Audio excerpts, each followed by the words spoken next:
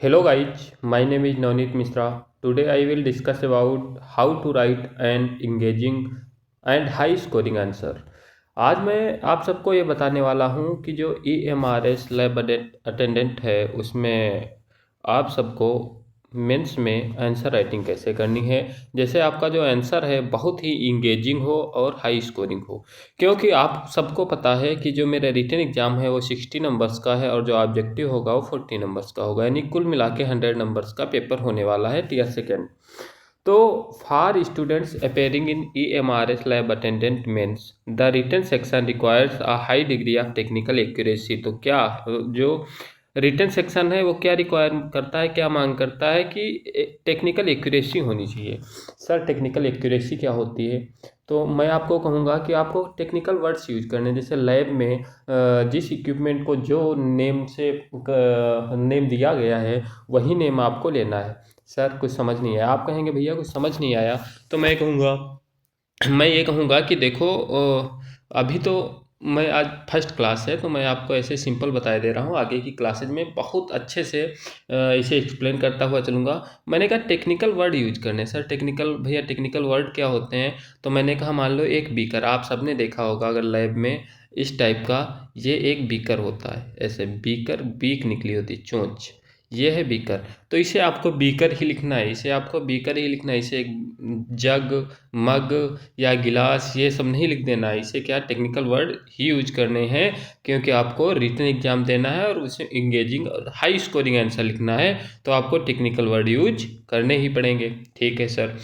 You are not just expected to know the name of the equipment. आपको केवल आपसे ये एक्सपेक्ट नहीं किया जाता है कि आप उसका नाम जान रहे हो, आप इक्विपमेंट का नाम जान रहे हो, बल्कि आपसे ये भी एक्सपेक्ट किया जा रहा है कि आप उसके फंक्शन, उसकी हैंडलिंग और उसके मेंटेनेंस को भी जान रहे हैं कि इसका फंक्शन क्या है, इसको हैंडल कैसे करना है, इसको मेंटेनेंस कैसे करना है, ये चीज़ें भी आपको ध्यान देनी है। How here are the strategic tips followed by to high yield chemistry model answer.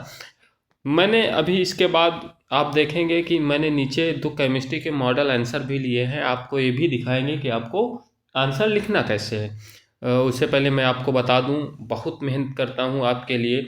मैंने ये स्लाइड, ये जो PDF है बहुत मेहनत से बनाई है। आप सब इस पर रिएक्शन दीजिएगा, आपको कैसी लगी आप कमेंट करके ज़रूर बताइएगा। आपको मैं लास्ट में बता दूंगा कि आप ये PDF कैसे एसेस कर सकते हैं, उसके बारे में मैं आपको लास्ट में बता दूंगा। तो नंबर 1 क्या है? Professional answer writing strategy. Professional answer writing लिखें कैसे, प्रोफेशनल आंसर राइटिंग कैसे लिखा जाए। मैंने कहा ठीक है, सुनो कैसे लिखना है प्रोफेशनल आंसर राइटिंग। तो जो भी आपको क्वेश्चन दिया गया हो और जो भी आपको उसका आंसर पता हो, पहले उस आंसर को छोटे छोटे पॉइंट्स में डिवाइड कर लो। किस में डिवाइड करना है? छोटे छोटे पॉइंट्स में डिवाइड कर लो। कैसे? डिस्क्रिप्शन में हमें क्या लिखना है, इसके यूजेज में क्या लिखना है, इसके मेंटेनेंस में क्या लिखना है, आपको ये सारी चीज़ें आनी चाहिए। This show a comprehensive understanding of lab attendant duties. ये सारी चीज़ें क्या शो करता है कि लैब अटेंडेंट की ड्यूटी जो है कम्प्रिहेंसिव लेवल से आ रही है, यानी लैब अटेंडेंट को कम्प्रिहेंसिव लेवल से ये सारी अंडरस्टैंडिंग है। Okay. The zero error principle. Zero error principle क्या कहता है? जीरो एरर प्रिंसिपल कहता है कि एरर क्या होनी चाहिए? जीरो होनी चाहिए, बिल्कुल होनी ही नहीं चाहिए error. Always mention how to avoid error. आपको ये भी मेंशन करना है अपने आंसर में कि गलतियों से कैसे बचा जा सकता है। क्या एरर को क्या वो करना है?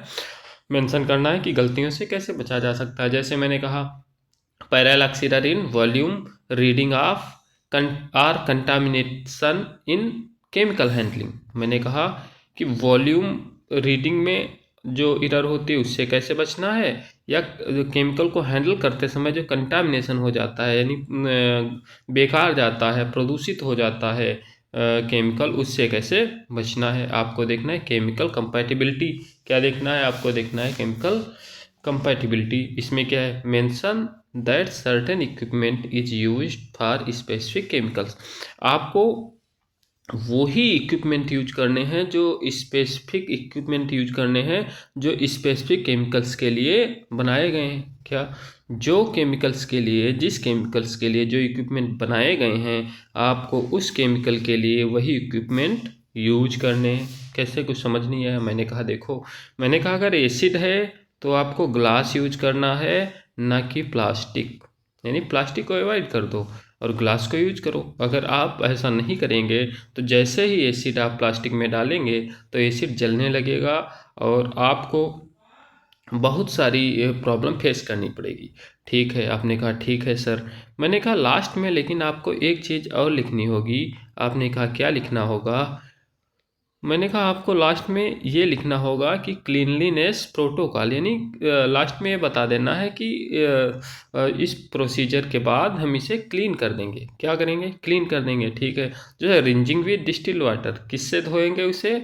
डिस्टिल वाटर से उसे धो के रख देंगे किसी इक्विपमेंट्स को। किसे? मैंने कहा इक्विपमेंट्स को। किसे इक्विपमेंट्स को क्या करेंगे? रिंजिंग वाटर कर देंगे, वाटर से धुल के रख देंगे। ठीक है, मैंने कहा यूज स्टैंडर्ड यूनिट्स। ये चीज़ जो है आपको बहुत ध्यान रखनी होगी। Use standard units, standard units का ही हमेशा यूज करना है। जैसे व्हेन डिस्कसिंग मेजरमेंट, जब आप मेजरमेंट को डिस्कशन कर रहे हों तो आपको मेट्रिक यूनिट्स या स्टैंडर्ड यूनिट को ही ध्यान में रखना है। ml, लीटर, ग्राम यही यूज करने हैं। अब हम आ गए मॉडल क्वेश्चन नंबर 1 पे कि सर अगर क्वेश्चन आ गया लिखने को तो हम लिखेंगे कैसे? The burette. आप कहेंगे भैया मुझे ब्यूरेट तो पता नहीं है। तो मैं कहूँगा कि आगे वाली क्लासेज में आपको सारे इक्विपमेंट्स के यूजेज और उनकी स्ट्रक्चर सब कुछ बता दूंगा। लेकिन अभी आपको ब्यूरेट के लिए मैं थोड़ा ये बता दूं कि rod like tube like structure होती है, ग्लास की ट्यूब होती है ऐसी, और आगे ये कोन टाइप का ये ऐसी होती है, और यहाँ पे लगी होती है स्टॉप कॉक। यहाँ पे स्टॉप कॉक लगी होती है। यहाँ पे क्या होती है? यहाँ पे रीडिंग के लिए एक मार्क्ड होता है यहाँ से। लेकिन एक चीज़ ये है, नीचे 0 से 50 तक होता है, लेकिन इसमें आप ये कहेंगे 0 नीचे नहीं होता। आप क्या कहेंगे? 0 नीचे नहीं होता, 0 ऊपर होता है, 50 नीचे होता है। ये चीज़ ध्यान रखनी है, इसमें उल्टा होता है। 0 ऊपर होता है लेकिन 50 नीचे होता है। आपने इतना समझ लिया। ये यूज किस में की जाती है? तो टाइट्रेशन में यूज की जाती है। टाइट्रेशन क्या होता है मैं आपको आगे बता दूंगा। टाइट्रेशन क्या होता है, सेपरेशन कैसे क्या करते हैं, ये सारी चीज़ें आगे बताऊंगा। तो ठीक है, क्वेश्चन आप देख लीजिए। क्वेश्चन क्या है? क्वेश्चन मैं आपको दिखाई दे रहा हूँ। क्वेश्चन है ब्यूरेट का जो स्ट्रक्चर है, explain the structure use and handling of burette in titration experiment. Titration experiment में ब्यूरेट का स्ट्रक्चर, यूज, हैंडलिंग, ये सारी चीज़ें बतानी है। मैंने कहा ठीक है।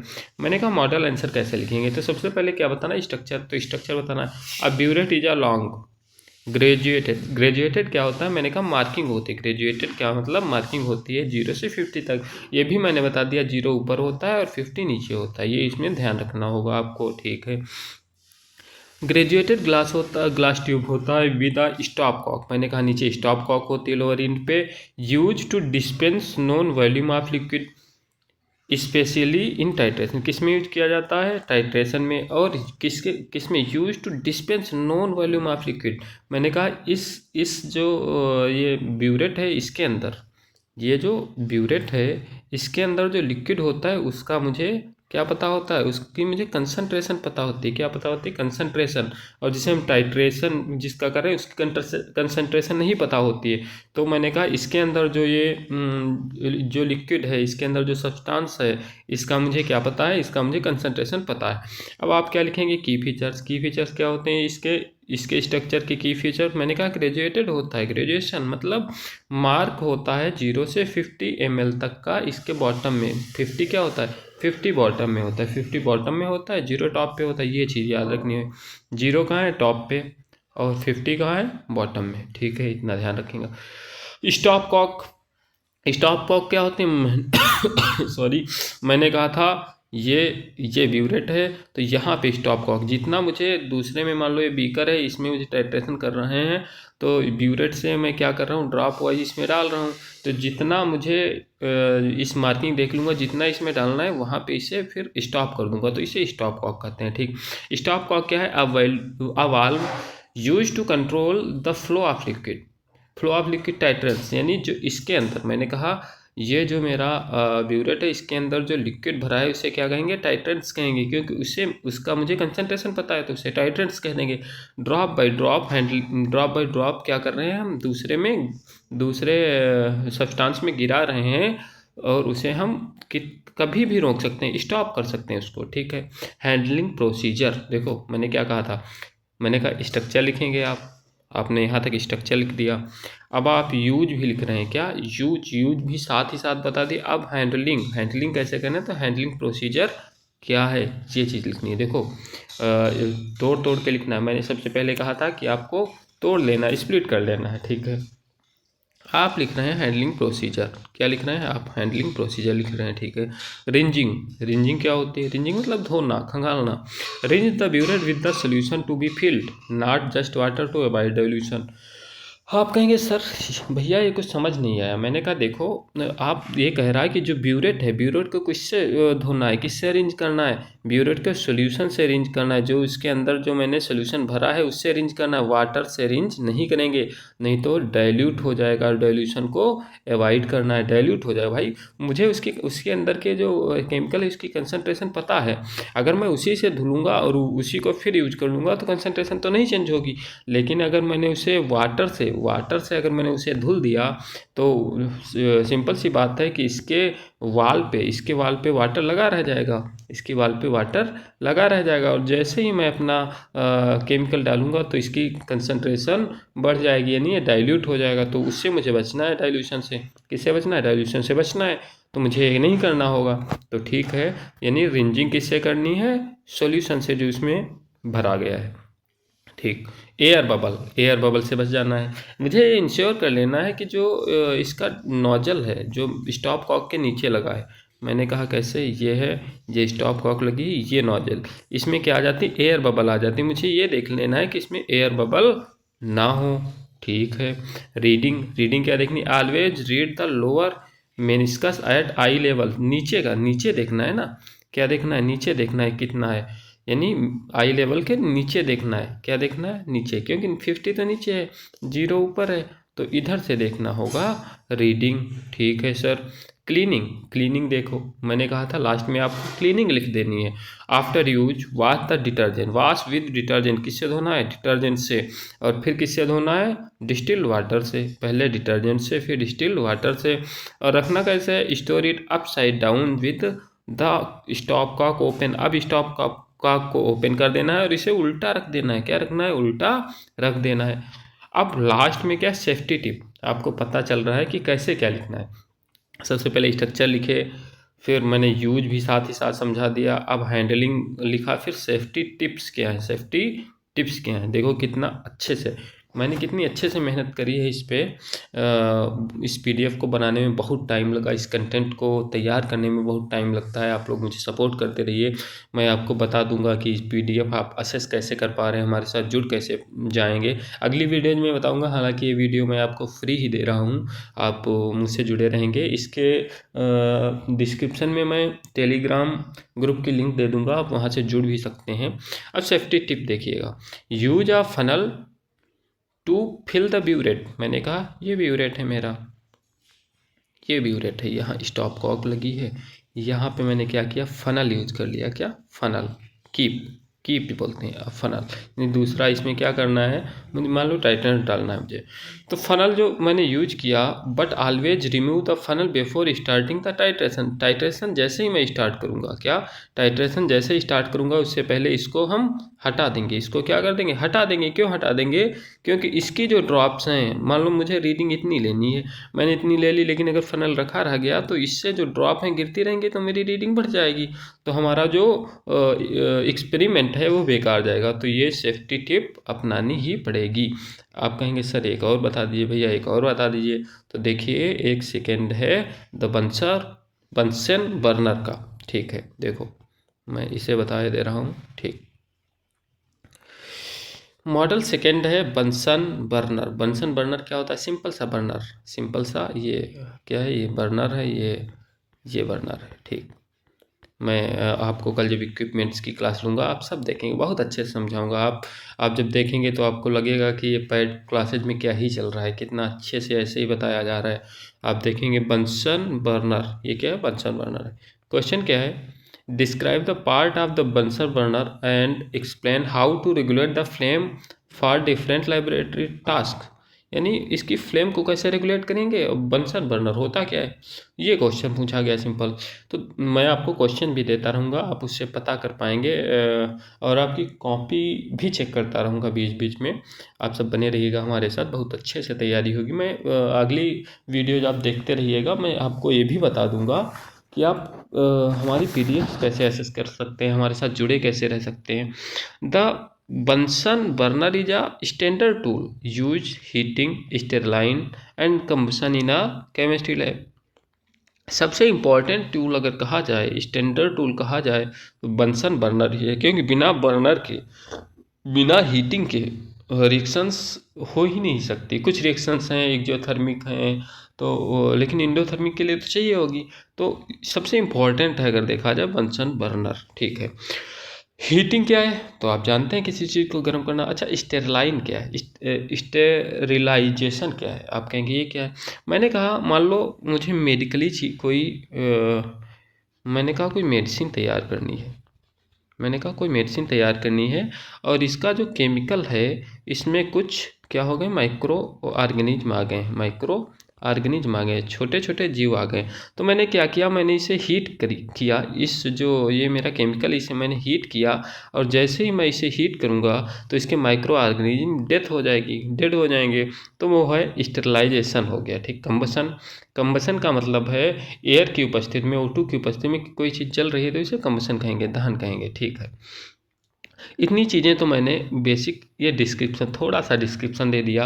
अब मैं इसे पार्ट्स में तोड़ूंगा, क्या होगा, मेन पार्ट क्या क्या है। मैंने कहा इसके मेन पार्ट क्या क्या हैं। तो मैंने कहा सबसे पहला पार्ट है बैरल। क्या है barrel, where the gas and air mix. अगर गैस में एयर मिक्स ही नहीं होगी तो जलेगा कैसे।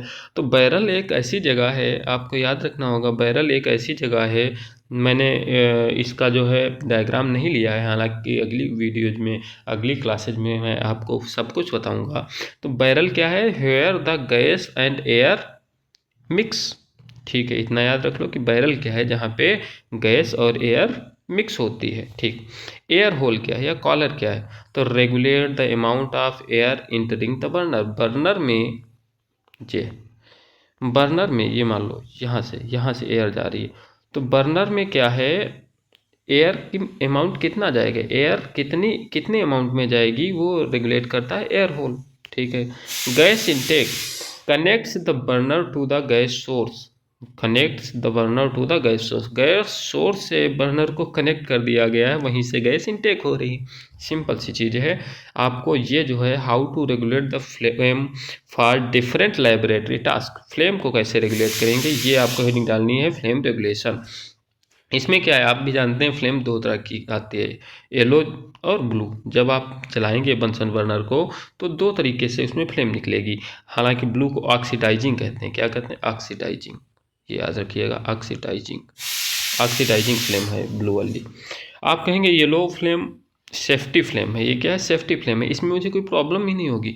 Produced when the air hole is close, air hole close हो गया, मान लो एयर होल जहाँ से क्या है अमाउंट रेगुलेट किया जा रहा है, किसका, एयर जो इंटर कर रही है उसके अमाउंट को रेगुलेट किया जा रहा है। अगर वो होल ही बंद है तो क्या होगा, it is visible but relatively cool and produce से सूट। क्या है, मैंने कहा it is visible but relatively cool, ये क्या होती है, कूल होती है, क्या होती है, मैंने कहा उससे ठंडी होती है। मैंने क्या कहा, मैंने कहा ये ठंडी होती है, रिलेटिवली कूल होती है, और प्रोड्यूस सूट मतलब कोयला, कालिख, कालिख लग जाती है। देखो बर्तन में बहुत बार कालिख लग जाती है जब येलो फ्लेम जल रही होती है, तो ये सूट को प्रोड्यूस करती है, किसे, कालिख को प्रोड्यूस करती है। लेकिन ब्लू क्या है, ऑक्सीडाइजिंग है, हीटिंग फ्लेम, मेन तो यही है। Produce when the air hole is open, जब एयर होल ओपन होगा तो क्या होगा, क्या प्रोड्यूस होगी, ब्लू फ्लेम प्रोड्यूस होगी। इट इज मच हॉटर, ये बहुत हॉट होती है, and is use for active heating, और एक्टिव हीटिंग करने के लिए इसे यूज किया जाता है, यानी ब्लू फ्लेम से ही हीटिंग होती है सही से। इसमें तो क्या होता है, सूट लग जाता है, कालिख लग जाती है, ठीक है। अब आगे क्या है, अब आगे आप देखेंगे तो हॉटेस्ट पार्ट ये पूछा जाता है कई बार कि हॉटेस्ट पार्ट क्या है। तो मैंने कहा हीट ज़्यादा कौन प्रोड्यूस करती है, तो आपने कहा ब्लू फ्लेम। तो हॉटेस्ट पार्ट किसका होगा? ब्लू फ्लेम का ही होगा। किसका होगा? ब्लू फ्लेम का होगा। The tip of the inner blue cone, blue cone जो बन रही है, मैंने कहा ये जो सॉरी ये जो ये ऐसे करके जो बन रही है ये फ्लेम, इसमें जो टिप होगी, इसकी जो टिप होगी ब्लू की, वो क्या है? Hottest part of the flame. The tip of inner blue cone, inner blue cone, जो ब्लू कोन बनेगी उसका जो टिप ऑफ इनर, इनर यानी आपको कैसे बताएं, ये है तो यहाँ पे, यहाँ पे जो बनेगी ये क्या? Hottest part of the flame होगी। ठीक है। सेफ्टी टिप क्या होंगी? Always light the match. देखो, ऑलवेज लाइट द मैच और lighter before turning on the gas tap to prevent gas accumulation. Accumulation क्या है? एक्यूमुलेशन का मतलब है गैस इकट्ठा न होने पाए, गैस इकट्ठा न होने पाए। यानी कुछ समझ नहीं आया? मैंने कहा ठीक है, देखो सेफ्टी टिप में क्या लिखा है?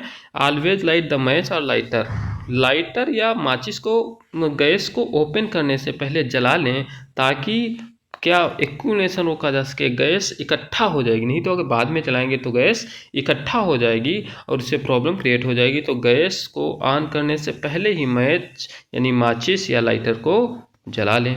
आज के लिए इतना ही, मिलते हैं अगली वीडियो में। आप तब तक आप हमसे जुड़े रहिए। मैं आपको बताता रहूँगा कि आप हमसे कैसे जुड़ेंगे। PDF एक्सेस करना हो या बहुत सारा, मैं कोशिश करूँगा कि आपको कोर्स कंप्लीट करा दिया जाए, बट आप जुड़े रहिएगा, मैं आपको बता दूँगा। तब तक के लिए धन्यवाद। जय हिंद।